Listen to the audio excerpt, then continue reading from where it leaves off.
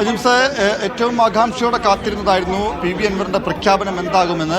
U D എഫിന്റെ വാഗ്ദാനം, associated അംഗത്വം എന്ന വാഗ്ദാനം പി വി അൻവർ അംഗീകരിക്കുമോ? അതല്ല, നേരത്തെ പറഞ്ഞതുപോലെ അസോസിയേറ്റഡ് അംഗത്വം അംഗീകരിക്കില്ല, മത്സരിക്കുമെന്ന തീരുമാനത്തിൽ ഉറച്ചു നിൽക്കുമോ എന്നുള്ള ഏറ്റവും നിർണായകമായ തീരുമാനം പി വി അൻവർ പ്രഖ്യാപിക്കുമ്പോൾ ആ നിലയ്ക്ക് രണ്ടിലൊരു തീരുമാനമായിരുന്നു പ്രതീക്ഷിച്ചിരുന്നത്. പക്ഷേ പി വി അൻവർ എല്ലാവരെയും ഞെട്ടിച്ചുകൊണ്ട് താൻ മത്സരിക്കുന്നുമില്ല, ഒപ്പം തന്നെ യു ഡി എഫിലേക്ക് ഈ ഘട്ടത്തിൽ താനില്ല എന്ന് പറഞ്ഞു. ഈ ഘട്ടത്തിൽ എന്ന വാക്ക് കൂടി പി വി അൻവർ ഉപയോഗിക്കുന്നുണ്ട്. അതാണ് ഏറ്റവും ശ്രദ്ധേയമായ കാര്യം. ഒപ്പം തന്നെ യു ഡി എഫിലേക്ക് ഇല്ലാത്തതിനുള്ള കാരണങ്ങൾ അദ്ദേഹം വിശദീകരിക്കുന്നുണ്ട്. അതായത് കഴിഞ്ഞ 2-ാം തീയതി യു ഡി എഫ് യോഗം ചേർന്ന് തന്നെ അസോസിയേറ്റഡ് ഘടകകക്ഷിയാക്കാമെന്ന തീരുമാനമെടുത്തതാണ്. അതിനുശേഷം പ്രതിപക്ഷ നേതാവ് വി ഡി സതീശനെ ഇക്കാര്യം പ്രഖ്യാപിക്കാൻ ചുമതലപ്പെടുത്തി. പക്ഷേ പ്രഖ്യാപനമൊന്നും ഉണ്ടായില്ല. 15-ാം തീയതി വരെ താൻ കാത്തിരുന്നു. 15-ാം തീയതി പ്രതിപക്ഷ നേതാവിനെ നേരിൽ കണ്ടപ്പോൾ 2 ദിവസം കൊണ്ട് പ്രഖ്യാപിക്കാമെന്ന് പറഞ്ഞു. പക്ഷേ പ്രഖ്യാപനം ഉണ്ടായില്ല. ഫോണിൽ ബന്ധപ്പെടാൻ ശ്രമിച്ചപ്പോൾ ഫോൺ എടുത്തില്ല. അദ്ദേഹത്തിന്റെ കൂടെയുള്ളവരാണ് ഫോൺ എടുക്കുന്നത്. പക്ഷേ തന്നെ വാലിൽ കെട്ടി കൊണ്ടു നടക്കാനായിരുന്നു പ്രതിപക്ഷ നേതാവിന്റെ ശ്രമം. ഇതിനാലാണ് തനിക്ക് ചില കാര്യങ്ങൾ തുറന്നു പറയേണ്ടി വന്നത് എന്ന് പി വി അൻവർ പറഞ്ഞു.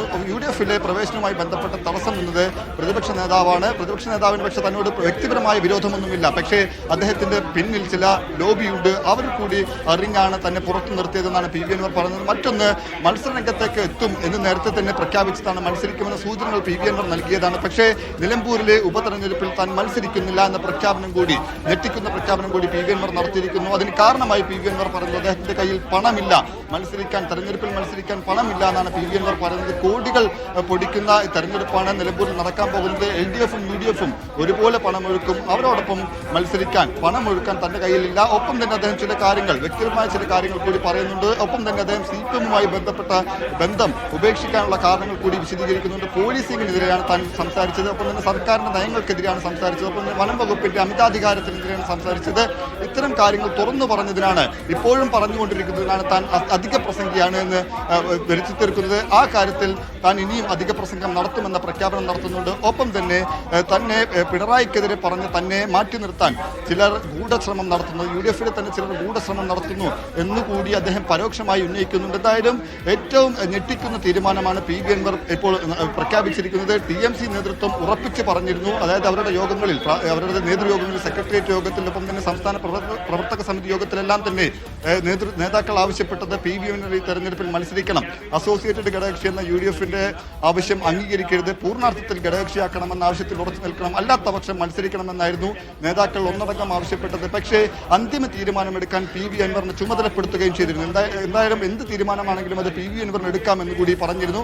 ആ തീരുമാനമാണ് ഇപ്പോൾ അല്പസമയം മുമ്പ് അദ്ദേഹം പ്രഖ്യാപിച്ചത്. നമ്മൾ പ്രതീക്ഷിച്ചിരുന്നത് നാളെ വൈകിട്ട് വരെ പി വി അൻവർ കാക്കുമെന്നായിരുന്നു നമ്മൾ പ്രതീക്ഷിച്ചിരുന്നത്. കാരണം നമുക്കറിയാം, ഇന്നലെ ഇത്തരത്തിലൊരു പ്രഖ്യാപനം പ്രതീക്ഷിച്ചിരുന്നാൽ അദ്ദേഹം മാധ്യമങ്ങളെ കാണുമെന്ന് അറിയിച്ചിരുന്നു. പക്ഷേ പിന്നീട് PK കുഞ്ഞാലിക്കുട്ടി അടക്കമുള്ള നേതാക്കൾ ഇടപെട്ട് അദ്ദേഹത്തോട് കാത്തിരിക്കാൻ പറഞ്ഞു. പിന്നീട് യു ഡി എഫ് യോഗം ചേർന്നു. അസോസിയേറ്റഡ് ഘടകകക്ഷി എന്ന നിലപാടിൽ യു ഡി എഫ് നേതൃത്വം ഉറച്ചു നിന്നു. പക്ഷേ അതിനു മുമ്പ് യു ഡി എഫ് പ്രഖ്യാപിച്ച സ്ഥാനാർത്ഥിയെ അംഗീകരിക്കണം, അദ്ദേഹത്തിനെതിരെ ഉയർത്തിയ ആക്ഷേപങ്ങൾ പിൻവലിക്കണമെന്നൊരു ഡിമാൻഡ് കൂടി യു ഡി എഫ് നേതൃത്വം മുന്നോട്ട് വെച്ചിരുന്നു. പക്ഷേ അതിന് അദ്ദേഹം തയ്യാറല്ല എന്ന് കൂടിയാണ് ഇപ്പോൾ പ്രഖ്യാപിക്കുന്നത്. ആ ഡിമാൻഡ് അംഗീകരിച്ച് യു ഡി എഫിന്റെ അസോസിയേറ്റഡ് ഘടകകക്ഷിയാകാൻ പോലും താൻ തയ്യാറല്ല എന്ന് കൂടി പി വി അൻവർ പറഞ്ഞു.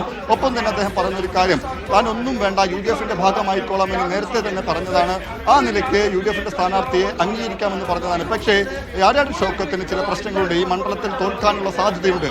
അക്കാര്യമാണ് താൻ ചൂണ്ടിക്കാട്ടിയത്. ഒരുപക്ഷെ താൻ പിന്തുണച്ച് യു ഡി എഫിന്റെ ഭാഗമായി ആര്യാടൻ ഷൗക്കത്ത് സ്ഥാനാർത്ഥിയായി മത്സരിച്ച് വിജയിച്ചില്ലെങ്കിൽ, തോറ്റാൽ അതിന്റെ പിന്നീട് എന്ത് സംഭവിക്കും? താൻ ഉയർത്തിയ രാഷ്ട്രീയം റദ്ദ് ചെയ്യപ്പെടും പിണറായിക്കെതിരെ. ഒപ്പം തന്നെ ഈ ഗവൺമെന്റ് നയങ്ങൾക്കെതിരെ താൻ ഉയർത്തിയ രാഷ്ട്രീയം റദ്ദ് ചെയ്യപ്പെടും എന്ന് കൂടി പി വി അൻവർ വിശദീകരിക്കുന്നു. ആ നിലയ്ക്ക് വളരെ നാടകീയമായ, വളരെ നിർണായകമായ ഒരു പത്രസമ്മേളനമാണ് പി വി അൻവർ നടത്തിയത്. എന്തായാലും ഇതുവരെയുള്ള കണക്കുകൂട്ടലുകളെല്ലാം തന്നെ അദ്ദേഹം തെറ്റിക്കുന്നു. ഇനി എന്ത്?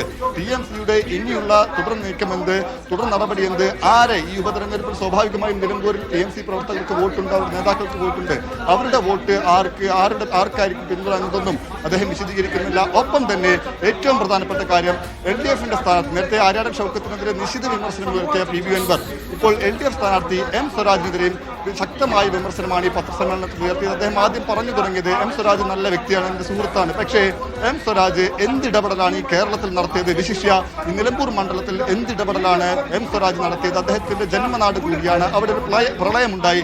ആ പ്രളയമുണ്ടായപ്പോൾ ഏതെങ്കിലും ഒരു ഫോട്ടോയിൽ പോലും എം സ്വരാജ് ഉണ്ടായിരുന്നു എന്നാണ് PV അൻവർ ചോദിക്കുന്നത്. ആ നിലയ്ക്ക് ജനങ്ങളെ ബാധിക്കുന്ന ഒരു പ്രശ്നത്തിലും LDF സ്ഥാനാർത്ഥി ഇടപെട്ടിട്ടില്ല. ഒപ്പം തന്നെ ഈ എം സ്വരാജ് തന്റെ സുഹൃത്താണെന്ന് പറയുമ്പോൾ പോലും പിണറായിക്കെതിരെ താൻ പറഞ്ഞ് നിൽക്കുന്ന ഘട്ടങ്ങളിലാണ്. പിണറായിസത്തെ പിന്താങ്ങുന്ന നേതാവാണ് എം സ്വരാജ്. ആ നിലയ്ക്ക് സർക്കാരിന്റെ തെറ്റായ നയങ്ങളെ തുറന്നെതിർക്കാനോ കമ്മിറ്റികളിൽ പോലും എതിർക്കാനോ അദ്ദേഹം തയ്യാറാകുന്നില്ല. അദ്ദേഹം അന്താരാഷ്ട്ര വിഷയങ്ങളിൽ കൃത്യമായ നിലപാടുകൾ പറയും. പക്ഷേ ഇവിടുത്തെ അദ്ദേഹത്തിന്റെ സ്വന്തം മുക്കിൽ താഴെയുള്ള വിഷയങ്ങളിൽ അദ്ദേഹം ഒരു നിലപാടും പ്രഖ്യാപിക്കാറില്ല എന്ന നിശ്ചിത വിമർശനം കൂടി LDF സ്ഥാനാർത്ഥിക്കെതിരെ PV അൻവർ ഉന്നയിച്ചിരിക്കുന്നു. അതായത് LDFനെയും UDFനെയും ഒരുപോലെ തുറന്നെതിർത്ത് മുന്നോട്ട് പോകാൻ തന്നെയാണ് PV അൻവറിന്റെ തീരുമാനമെന്ന് ഈ വിമർശനത്തിലൂടെ മനസ്സിലാക്കാം. പക്ഷേ മത്സരിക്കുന്നില്ല എന്ന ഞെട്ടിക്കുന്ന പ്രസ്താവന കൂടി, അല്ലെങ്കിൽ ആ പ്രതികരണം കൂടി അദ്ദേഹത്തിന്റെ ഭാഗത്തുണ്ടായി. എന്തായിരിക്കും അദ്ദേഹത്തിന്റെ തുടർ നീക്കം എന്നത് സംബന്ധിച്ച് ഇപ്പോൾ വ്യക്തതയില്ല. അതുമായി ബന്ധപ്പെട്ട് നമുക്കിപ്പോൾ അദ്ദേഹവുമായി സംസാരിക്കാൻ കഴിഞ്ഞിട്ടില്ല. എന്തായാലും കൃത്യമായ ചില തീരുമാനങ്ങളുടെയും ധാരണകളുടെയും കൂടി ശരി. അൻവറിന്റെ വാർത്താ സമ്മേളനത്തിനിടയിലാണ് ഒരു സർപ്രൈസ് എൻട്രി പോലെ പുതിയ